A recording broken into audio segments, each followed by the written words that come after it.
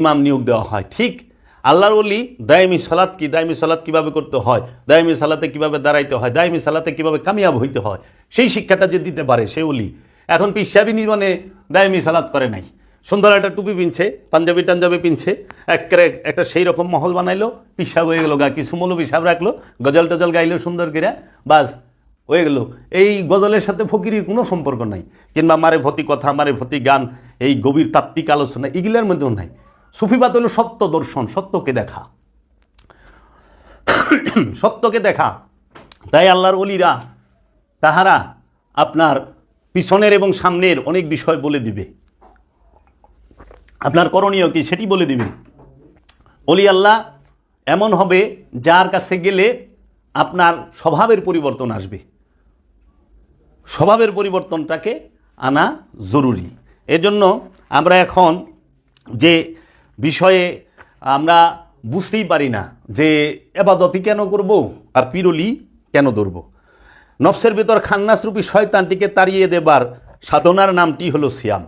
নফসের মধ্যে যে খান্নাসরূপী শয়তান আছে সেই শয়তানটিকে তাড়িয়ে দেবার সাধনার নামটি হলো সিয়াম। এখন একটি নফস তথা একটি মানুষ কি আল্লাহকে চায় না চায় না? এই আল্লাহকে চাওয়া আর না চাওয়ার নামটি হলো পরীক্ষা। পরীক্ষা দিলে কোনটা? একটা মানুষ কি আল্লাহরে চায় না চায় না, এই চাওয়া আর না চাওয়ার নামটাই হলো পরীক্ষা। এই পরীক্ষাটির জন্যই মানুষকে বানানো হয়েছে। আল্লাহ মানুষের নফসের সাথে ইচ্ছাকৃতভাবে পরীক্ষা করার জন্য উদ্দেশ্যমূলকভাবে খান্নাসরূপী শয়তানকে ঢুকাইয়া দিল যে তুমি কি দুনিয়াকেই ভালোবাসো না তুমি আমার রসুল এবং আমাকে রবকে ভালোবাসো। এখন এই দুনিয়া থেকে মুক্তি লাভ করতে হইলে আমাদের দায়মি সালাত করতে হবে, সিয়াম করতে হবে, ইফতার করতে হবে। এখন আমরা অনেক বিষয়ে আমাদের জানা নাই যে আসলে রোজা কি, রোজার মূল বিষয়টা কি। হ্যাঁ, রোজা এবং এই যে মেজাজি এবং হাকিকি দুইটা দিক যা আছে, মানুষ এটা জানেই না। রোজারও দুইটা দিক, একটা মেজাজি একটা হাকিকি। মেজাজি রোজাটা হলে আমরা ভোরবেলা উঠে আজানের ফজরের আজানের আগে উঠে আমরা কিছু খাবার খাই, এটাকে সেহেরি বলি। আমরা সেহেরি পাকাই, সেহেরি খাই আর সারাদিন পান এবং আহার থেকে বিরত থাকি। আবার সন্ধ্যার সময় আমরা ইফতার করি, ইফতারে আমরা পান এবং আহার করি। এখন সেহেরি তো হারাম খাওয়া যাব না, ইফতারও হারাম খাওয়া যাব না।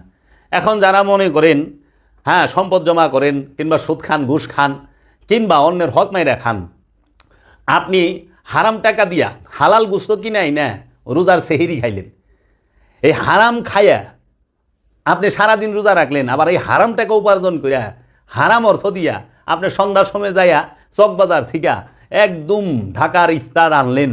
বড় বাপের পোলায় খায়, মামুর বেটায় খায়, তালই সাহেবের বেটায় খায়, হ্যাঁ এই যে কুপ্তা কাবাব, জালি কাবাব, সুতি কাবাব, বটি কাবাব, ফুরলি পেঁয়াজু যা কিছু আনলেন, এইগুলা যে খাইলেন, আপনি তো হারাম উপার্জন দিয়ে সেহেরি খাইতেছেন হারামের টাকায়, আবার হারামের টাকা দিয়ে আপনি ইফতারও করতেছেন। আমি সবাইরে কই না, যারা খান তাকেও কইতেছি।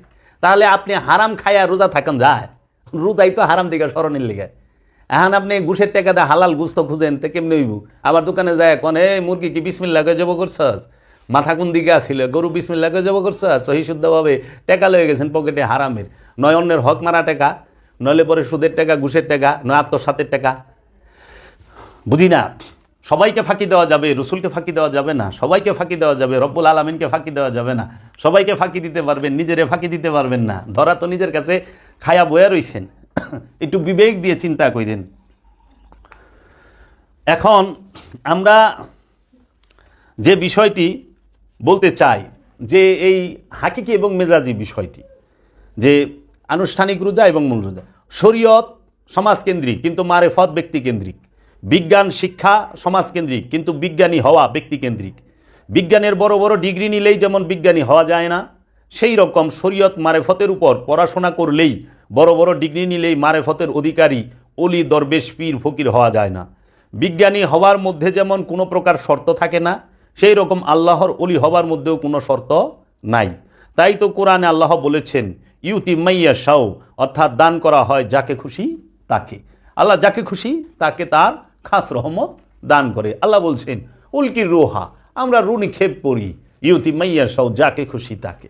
এখানে সিলেকশন। তাই রোজার মূল দর্শনটি যে কি আল্লাহকে ছেড়ে, এই যে রোজা আর ইফতারের বিষয়টি, আল্লাহকে ছেড়ে এই সব বিষয়ের প্রতি খেয়াল ও ফিকির করা এবং আবার কিয়ামতের ভয়, বেহেশতের আশা করা এবং আখেরাতের বিষয়টি ফিকির করা, এই সবগুলো বিষয় রোজার হাকিকি তথা আসল রোজা নষ্ট তথা বরবাদ করে দেয়। আসল রোজা বরবাদ হয়ে যাবো গা যদি রোজার ভিতরে এই খেয়াল থাকে। রোজা রাখলে কিয়ামতের ভয়, বেহেশতের আশা, দুজকের ভয়, হ্যাঁ, এবং এগুলো নিয়ে চিন্তা ভাবনা রোজাকে নষ্ট করে। আসল রোজাটি সঠিক হবে কখন? রোজার হাকিকি তখনই সঠিক হবে যখন বান্দা আল্লাহ ছাড়া অন্য সবগুলো বিষয় দিল থেকে তথা অন্তর হইতে নিশ্চিহ্ন করে দিতে পারবে। তাহলে রোজা কখন সঠিক হবে? রোজার হাকিকি তখনই সঠিক হবে যখন বান্দা আল্লাহ ছাড়া অন্য সবগুলো বিষয় দিল থেকে তথা অন্তর হতে নিশ্চিহ্ন করে দিতে পারে, এমনকি গায়রুল্লাহর এলেম পর্যন্ত থাকে না, এবং সব রকম উমিদ মানে আশা ও ভয় ভীতি আপন হৃদয় হতে, দিল হইতে, কলব হইতে দূর করে দিতে পারে। তখন রোজার হাকিকত আসবে। মেজাজি রোজা কি? এই মেজাজি রোজার দ্বারা কি লাভ হয়?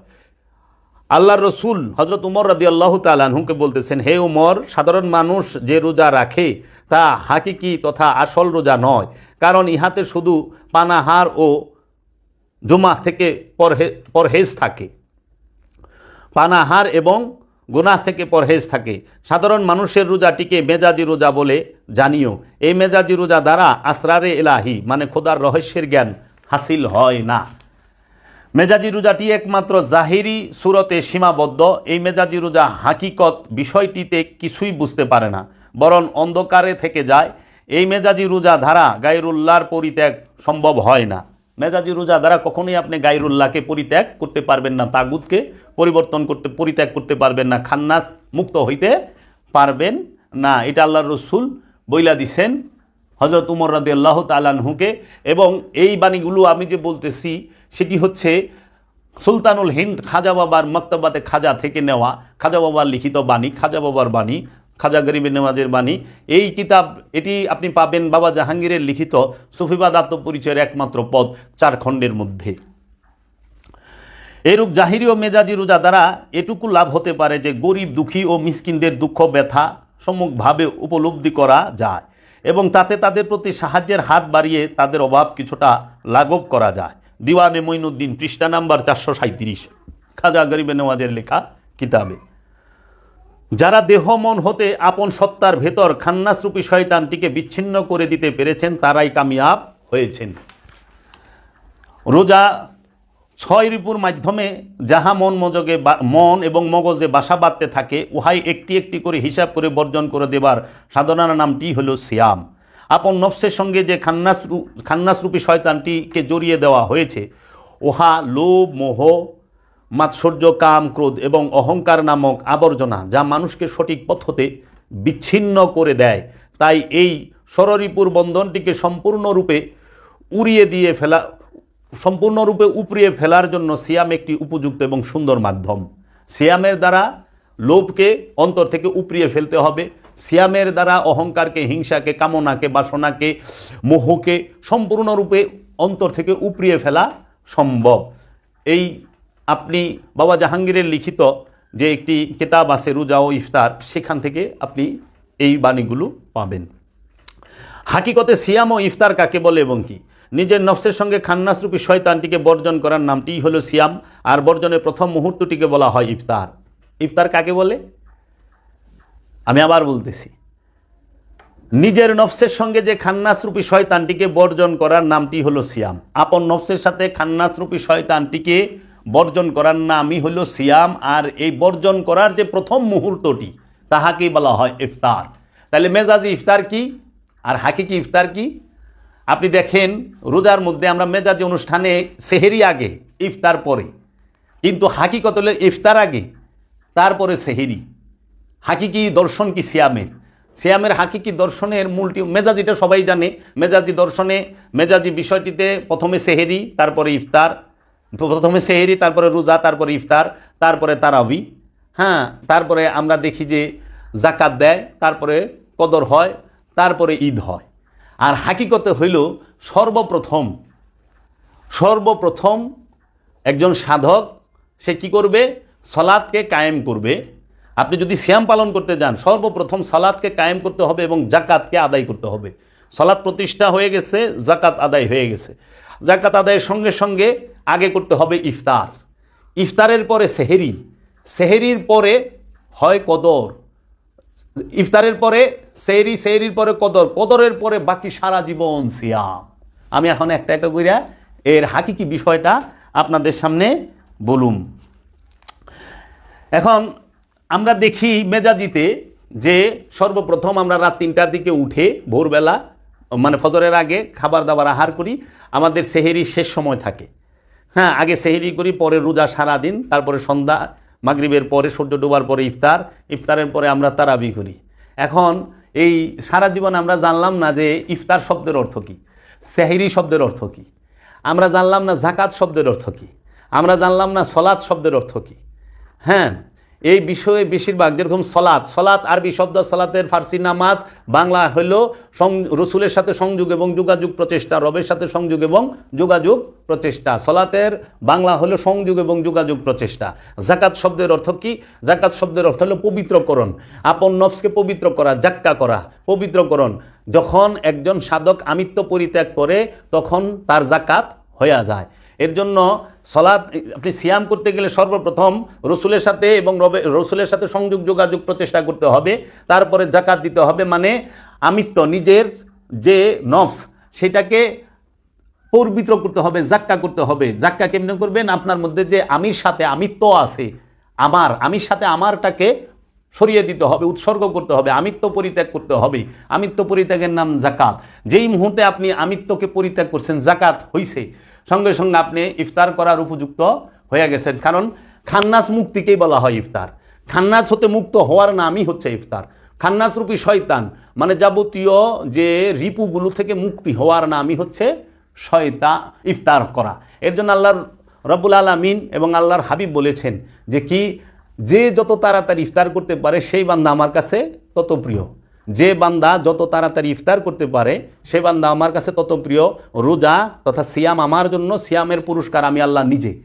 এর জন্য রসুলের হাদিসের মধ্যে যে বললো যে যত তাড়াতাড়ি ইফতার করতে পারে সে আল্লাহর কাছে তত প্রিয়, এটা তো মেজাজ ইফতারের সাথে যায় না। কারণ মেজাজি ইফতারে আপনি সকালে সেহরি খাইছেন, দুপুরবেলায় আপনি ইফতার করা শুরু করলেন, তো হবে না। কিন্তু হাকিকির সাথে যায়, যত তাড়াতাড়ি শয়তান মুক্ত হইতে পারে, কামনা বাসনা মুক্ত হইতে পারে, এই শয়তানের 19 প্রকার ধোঁকা হইতে মুক্ত হইতে পারে, সে আল্লাহর কাছে তত প্রিয়, সে আল্লাহর বন্ধু, সে আল্লাহর নিকটবর্তী, সে আল্লাহর কুরবাত হয়ে যায়, নিকটবর্তী হয়ে যায়। এর জন্য আল্লাহ বলছে অতি দ্রুত ইফতার করো। তাহলে ইফতার কি? খান্নাস মুক্তি লাভ করা। ইফতার হয়ে গেলেই সেহেরি। সেহেরি শব্দের অর্থ কি?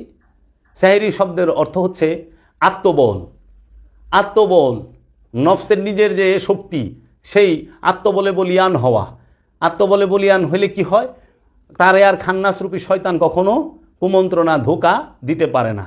এই যে আমরা দেখি না সমাজে যে অপকর্ম হয়, অনেক সময় দেখি বড় বড় সুরে গোদরে সুরেরা বলে যে আমি করি নাই, আসলে বুঝতে পারি নাই, আমাকে শয়তান করিয়েছে। আচ্ছা, আমরা যখন দেখি যে এই বাসে, লঞ্চে কিংবা কোনো প্রতিষ্ঠানের মধ্যে রেপ করে, হ্যাঁ রেপ করে, তখন তারে ধরলে শুনি সোজা একটা কথা কয়, দেখেন আমি তো করি নাই, আমাকে শয়তানে করিয়েছে। আবার আমরা দেখি সমাজে বলৎকারও হয়, যখন পুলিশের ধরে কোর্টে দাঁড়ায় তখন উনি দেখি সাক্ষাৎকার দিতেছে, আমি তো করি নাই, শয়তানের ধোকায় পড়ে করেছি, শয়তান আমাকে করিয়েছে। তো এই যে বিষয়গুলো করে নফস তখন আত্মবলে বলিয়ান থাকে না, দুর্বল থাকে। এর জন্য সেহেরি করতে হবে। সেহেরি মানে হচ্ছে আত্মবল, আত্মবলে বলিয়ান হওয়া। খান্নাস আর কুমন্ত্রণা দিতে পারবে না। যখনই আপনি আত্মবলে বলিয়ান হয়েছেন তখনই আপনার হবে কদর। কদর, কদর কি? আত্মদর্শন। আত্মবলে বলিয়ান হওয়ার পরে কদর হবে, আত্মদর্শন হবে। আত্মদর্শন কি? আপনার এই নফসের উপরে আল্লাহ রূহ নাজিল করবে। এই নফসটা রুহের মহানূরের মাঝে ফানা হয়ে যাবে। তাই সূরা কদরে আল্লাহ বলতেছেন তানাজ্জালুল মালাইকাতি ওয়া রূহ। তানাজ্জালু আমরা নাজিল করি, মালাইকাতি সমস্ত ফেরেশতাদেরকে, ওয়া রূহ এবং রূহকে। কোথায়? এই নফসের এইখানে। নফস তখন রুহের মহানূরে ডুবা যায়, নফস আর নিজেরে খুঁজা পায় না, যেদিকেই তাকায় আইনামা তুওয়াল্লু ফাসাম্মা ওয়াজহুল্লাহ, যেই দিকেই সে দেখে আল্লাহ ছাড়া কিছুই দেখে না। আল্লাহ নিজে বলতেছে ইন্নী কারিবুন, নিশ্চয়ই আমি তোমার নিকটেই আছি। আল্লাহ বলতেছেন ওহুয়া মা কুমাইনা মা কুমতুম, তুমি যেখানে আমি সেখানে। আল্লাহ বলতেছেন নাহনু আকরাবু ইলাইহি মিন হাবলিল ওয়ারিদ, আমরা তোমার জীবন রোগের নিকটেই অবস্থান করি। এই কদর হওয়ার পরে ওই সাধক মহা খুশি হয়ে যায়, কারণ জগতে তার জন্য সর্বশ্রেষ্ঠ পাওয়া সে পায়া গেছে। আল্লাহ রাব্বুল আলামিন তাকে দয়া করে দান করেছেন। সেটা কি? তার আত্মপরিচয় হয়েছে, তার রবের দিদার হয়েছে, তার রসুলের দিদার হয়েছে। তিনি রসুলের উপরে পরিপূর্ণ ঈমান এনে ফেলেছে, রবের উপর পরিপূর্ণ ঈমান এনে ফেলেছে, সে মুমিনে পরিণত হয়ে গেছে। তখন সে মহা খুশি। আর এই খুশিকেই বলা হয় ঈদ। ঈদ মুবারক, এই ঈদ মুবারক। এর জন্য সিয়াম হচ্ছে আত্মসংযমের জন্য, আত্মসংযমের মাস। আমরা যেন পেট সংযমের মধ্যেই সীমিত না থাকি, দেহ সংযমের মধ্যেই সীমাবদ্ধ হয়ে না থাকি। আমরা দেহ সংযম করতেছি, পেট সংযম করতেছি, আমরা কিন্তু রিপুকে দমন করতে পারতেছি না। আমরা লোভ লালসা হিংসা কামনা বাসনা থেকে বিরত থাকতে পারতেছি না। রোজার মাসে উচিত ছিল সমস্ত দ্রব্য মূল্যের দাম কমবে, কারণ বিক্রি বেশি। এখন উল্টা হয়ে গেছে, সব জিনিসের দাম এমনভাবে বাড়ায় দিছে, উত্তর সোজা। এক কথায় সংক্ষিপ্ত প্রশ্নের সঠিক উত্তর কি? চাহিদা বেশি, এজন্য দাম বৃদ্ধি হয়েছে। ও তাই নাকি? তাহলে আমিও আহ্বান জানাবো আমরা যেন একটুই থাকি, বিরত থাকি। সেদিন তরমুজ কিনতে গেলাম, 800 টাকা তরমুজের দাম চায়। 11 মাস তরমুজ খাই নেই, তাতে কী হয়েছে? এই 1 মাসও খাইলাম না, বাসুম না? বাসুম তো। বন্ধ করে দেন না, একটু রাখেন শিক্ষা দেবার জন্য, চিরতরে না, শিক্ষা দেবার জন্য মজুদ করে। 15 দিন বন্ধ রাখলে দেখবেন তরমুজ একাই বয়ে বেয়ে খাওয়া লাগবো শরবত বানায়া। একটু সংযম হন, একটু কষ্ট করেন, শিক্ষা দেওয়া যাবে মজুদকারীও।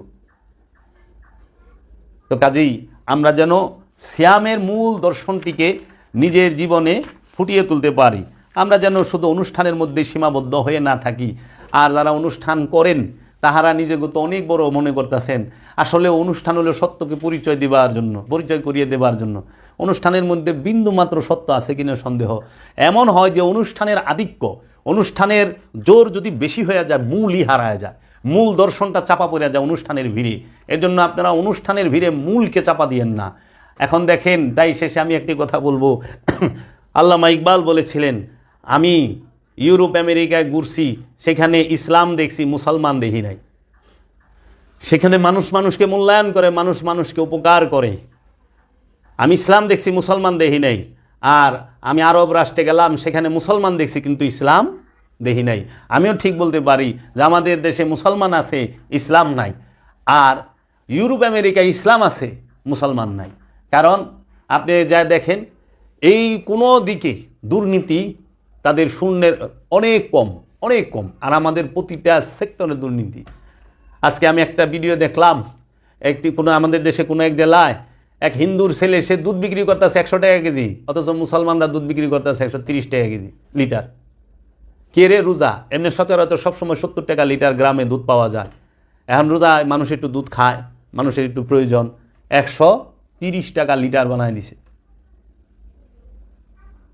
তো কি করবেন? কিছুই বলার নাই। এখানেই রাখলাম। আমার উদ্দেশ্য বলা যে আপনারা রোজা করেন, রোজার হাকিকি বিষয়টি নিজের নফসের মধ্যে ধারণ করেন। আমরা যেন রোজা করতে পারি, আমার সেই আত্মসংযম করতে পারি, সেই রহমত যেন রব্বুল আলামিনের তরফ হইতে আমাদের নফসের উপরে দান করা হয়। কারণ যত আদেশ উপদেশ সব নফসের হেদায়েতের জন্য, সব নফস থেকে খান্নাজ রূপী শয়তানকে মুক্ত করার জন্য। নফসের হেদায়েত না করতে পারলে হবে না। আপনাদের কাছে উদারতা আহ্বান রইল, আপনারা কালন্দার বাবা জাহাঙ্গীরের লিখিত 28খানা কিতাব পাঠ করেন, কোরআনুল মাজিদ হুবহু অনুবাদ পাঠ করেন, সুফি সদরুদ্দিন আহমদ চিশতির অনেকগুলো কিতাব আছে, সেগুলো পাঠ করেন।